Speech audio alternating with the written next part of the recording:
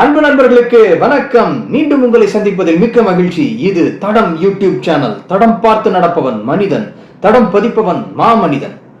நம்ம போன வீடியோலயே பார்த்தோம், நம்ம இந்து மதத்துல பல நம்பிக்கைகளும் பல ஒரு சடங்குகளும் இருக்கு அப்படின்னு பார்த்துக்கிட்டு இருந்தோம். இதுல ஒவ்வொன்றுக்கும் பின்னாடியும் ஒரு அர்த்தம் இருந்திருக்கு அப்படின்னு நம்ம பார்த்தோம். அதுல எல்லாத்தையுமே நம்பவோ இல்ல இதெல்லாம் இன்னைக்கு தேவையில்லை மூட நம்பிக்கை அப்படின்னு ஒதுக்கிடவோ கூடாது. ஒவ்வொன்றும் என்ன காரணத்துக்காக அந்த பழக்க வழக்கங்கள் இருந்துச்சு, என்ன நம்பிக்கையில இதெல்லாம் மேற்கொள்ளப்பட்டுச்சு அப்படிங்கிறத தெரிஞ்சுக்கிட்டு எது தேவை இன்னைக்கு கால சூழ்நிலைக்கு, இன்றைய நம்மளுடைய லைஃப் ஸ்டைலுக்கு எது தேவைப்படும் எது தேவைப்படாது அப்படின்னு ஒதுக்கணும் அப்படிங்கிறது பகுத்தறிவு அப்படின்னு பார்த்தோம். அது மட்டும் இல்லாம இந்த ஷஷ்டியப்த பூர்த்தி, அதாவது இந்த 60 வயசுல செய்யக்கூடிய ஷஷ்டியப்த பூர்த்தி அப்படிங்கிற இந்த சடங்கு, இதுக்கு பின்னாடி இருக்கக்கூடிய காரணம் என்ன அப்படிங்கிறத நம்ம அடுத்த வீடியோல சொல்றதா சொல்லியிருந்தோம். அதைத்தான் இன்னைக்கு நம்ம இந்த வீடியோல பார்க்க போறோம். இந்த வீடியோக்குள்ள போறதுக்கு முன்னாடி நம்ம சேனலை சப்ஸ்கிரைப் பண்ணாதவங்க சப்ஸ்கிரைப் பண்ணிடுங்க, மறக்காம பெல் பட்டனையும் கிளிக் பண்ணிடுங்க. வாங்க நீங்க நம்ம வீடியோக்குள்ள போலாம்.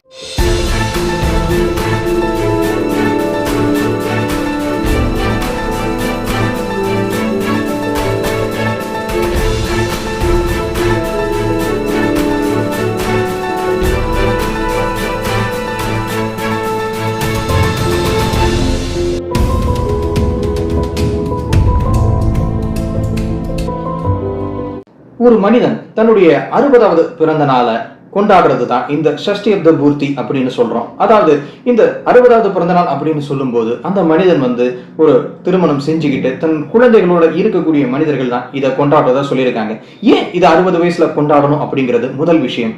காரணம் என்னன்னா, நம்ம தமிழ் வருடங்கள் ஒவ்வொன்றுக்கும் ஒவ்வொரு பேர் இருக்கு, நம்ம கேள்விப்பட்டிருப்போம். இப்போ இந்த வருஷம் துர்முகி, அப்புறம் சர்வதாரி, இப்படி பல ஒவ்வொரு வருடத்துக்கும் ஒவ்வொரு பேர் இருக்கு அப்படிங்கறத நம்ம கேள்விப்பட்டிருப்போம். இந்த தமிழ் வருடங்கள் அப்படின்னு பேர் வழியா பார்க்கும்போது ஒரு 60 வருடங்கள் இருக்கு. இந்த 60 வருடங்கள் அப்படிங்கிறது தான் இந்த தமிழ் வருடத்தினுடைய ஒரு சைக்கிள்.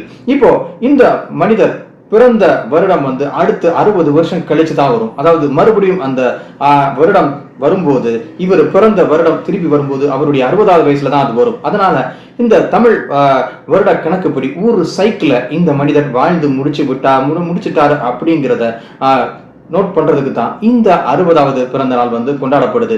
அதாவது அந்த காலத்துல முன்னோர்கள் ஒரு மனிதனுடைய சராசரி ஆயுள் அப்படிங்கிறது 120 வயசு அப்படிங்கிற மாதிரியான ஒரு கணக்கு வச்சிருந்திருக்காங்க. அதுல சரிபாதி இந்த ஒரு சைக்கிள முடிச்சுட்டாரு அப்படிங்கிறதுக்கு தான் இந்த 60வது வயசுல இந்த ஷஷ்டியப்த பூர்த்தி அப்படிங்கிறது அந்த சடங்கு கொண்டாடப்படுது. அதாவது சமஸ்கிருதத்துல சஷ்டி அப்படின்னா அந்த 60 அப்படிங்கிறது, அப்த பூர்த்தி அப்படின்னா அது முடிஞ்சிச்சு, ஒரு கம்ப்ளீஷன் அப்படிங்கறத குறிக்கிறது தான் இந்த ஷஷ்டியப்த பூர்த்தி அப்படிங்கிற சடங்கு. இந்த தமிழ் வருஷங்களோட சைக்கிளுக்காக நம்ம அதை 60வது வயசுல கொண்டாடுறோம் அப்படிங்கிறத பார்த்தோம். பட் ஏன் இந்த ஒரு திருமணம் செஞ்சு ஒரு குழந்தைகளோட இருக்கிறவர்கள் தான் இந்த ஷஷ்டியப்த பூர்த்தியை கொண்டாடணும் அப்படிங்கிற ஒரு காரணமும் இருக்கு.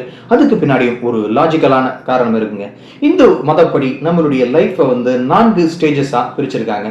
முதல்ல பிரம்மச்சரியம், அடுத்தது கிரகஸ்தன், அதாவது குடும்ப வாழ்க்கை அப்படிங்கிறது. அதுக்கு அடுத்துதான் வனப்பிரஸ்தம், அதுக்கு அடுத்தது சந்நியாசம். அதாவது முதல்ல ஒரு பிரம்மச்சாரியா நம்மளுடைய வாழ்க்கையை ஒரு அப்பா அம்மாவுடைய கைடன்ஸ்ல நம்ம வாழ்ந்துட்டு வர்றோம். அதுக்கடுத்து கிரகஸ்தனா ஒரு திருமணம் செஞ்சுக்கிட்டு ஒரு குடும்ப வாழ்க்கைக்குள்ள நம்ம போறோம். நம்மளுடைய மனைவி குழந்தைகள் அப்படின்னு நம்ம லைஃப் அடுத்த ஸ்டேஜுக்கு போகுது. இப்போ இந்த மனைவி குழந்தைகள் அப்படிங்கிற இந்த ஸ்டேஜ்ல இருந்து நம்மளுடைய கடமைகள் எல்லாம் முடிச்சுட்டு, அதாவது இந்த மனிதர் தன்னுடைய மனைவி கூட ஒரு நிறைவான வாழ்க்கையை வாழ்ந்துட்டு குழந்தைகளை பெற்றுக்கிட்டு அந்த குழந்தைகளுடைய லைஃபையும் செட்டில் பண்ணியாச்சு. என்னுடைய குடும்ப வாழ்க்கையை நான் நிறைவா வாழ்ந்து முடிச்சுட்டேன். என்னுடைய கடமைகள், அதாவது இந்த குடும்பத்துக்காக, என்னுடைய மனைவி மற்றும் குழந்தைகளுக்காக நான் செய்ய வேண்டிய கடமைகள் எல்லாத்தையும் செஞ்சு முடிச்சுட்டேன் அப்படிங்கிறத நோட் பண்றதுக்காகத்தான் இந்த 3வது ஸ்டேஜான வனப்பிரஸ்தம். அதாவது இந்த குடும்ப பிரச்சனைகள், குடும்ப கடமைகள் எல்லாம் முடிச்சுட்டு அடுத்த ஸ்டேஜுக்கு நான் மூவ் ஆகிறேன்னு சொல்றதுதான் இந்த வனப்பிரஸ்தம். அந்த ஸ்டேஜ்ல தான் இந்த ஷஷ்டியப்த பூர்த்தி அப்படிங்கிறத கொண்டாடப்படுது. அதாவது ஒரு குடும்பஸ்தனா என்னுடைய கடமைகள் எல்லாம் முடிச்சுட்டு இப்போ என்னுடைய வாழ்க்கையை என்னுடைய குடும்ப கடமைகள் இல்லாம இறைப்பணியில என்னை ஈடுபடுத்திக்கிறதுக்கான நேரத்துக்கு அந்த ஒரு டிரான்சிஷனுக்கு நான் ரெடி ஆயிட்டேன் அப்படின்னு சொல்றதுதான் இந்த ஷஷ்டியப்த பூர்த்தி அப்படின்றது. இந்த ஷஷ்டியப்த பூர்த்தியை இந்த குடும்பஸ்தர்கள் திருமணமாகி மனைவி குழந்தைகள் இருக்கிறவங்க தான் கொண்டாடணும் அப்படின்னு சொன்னதுல நம்ம இந்த காரணங்களை பார்த்தோம். பட் இதுக்கு அடுத்து ஒரு லாஜிக்கலான மற்றும் பிராக்டிக்கலான ஒரு காரணமும் இதுக்கு பின்னாடி இருக்கு. அதாவது இப்போ குழந்தைகள் தங்களுடைய அம்மா அப்பாவுடைய கல்யாணத்தை பார்த்திருக்க முடியாது இல்லையா?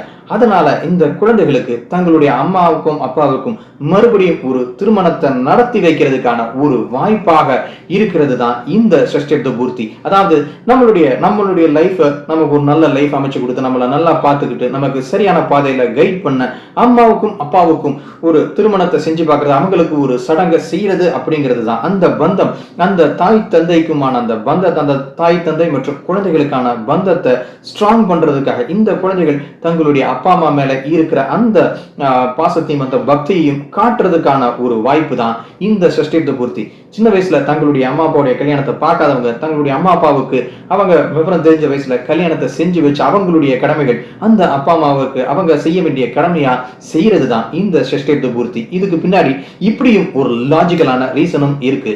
நம்ம வாழ்ந்த வாழ்க்கைக்கும் இனி வாழ போற வாழ்க்கை எப்படி இருக்கணும் அப்படிங்கிறதையும் நமக்கு காட்டக்கூடிய ஒரு ஷஷ்டியப்த பூர்த்தி அப்படிங்கிறதுக்கு பின்னாடி இவ்வளவு விஷயங்கள் இருக்கு அப்படிங்கிறத நம்ம இன்னைக்கு வீடியோல பார்த்தோம். இந்த மாதிரி தான் ஒவ்வொரு விஷயத்திலையும் நம்ம செய்யக்கூடிய ஒவ்வொரு விஷயத்துக்கு பின்னாடியும் காரணங்களும் காரியங்களும் நிறைய இருக்கு. அது ஒவ்வொன்றையும் நம்ம தெரிஞ்சுக்கிட்டு எது நமக்கு வேணுமோ அதை எடுத்துட்டு எது தேவையில்லையோ அதை புரிஞ்சுக்கிட்டு ஒதுக்குறது தான் நம்ம சொன்ன மாதிரி உண்மையான பகுத்தறிவு.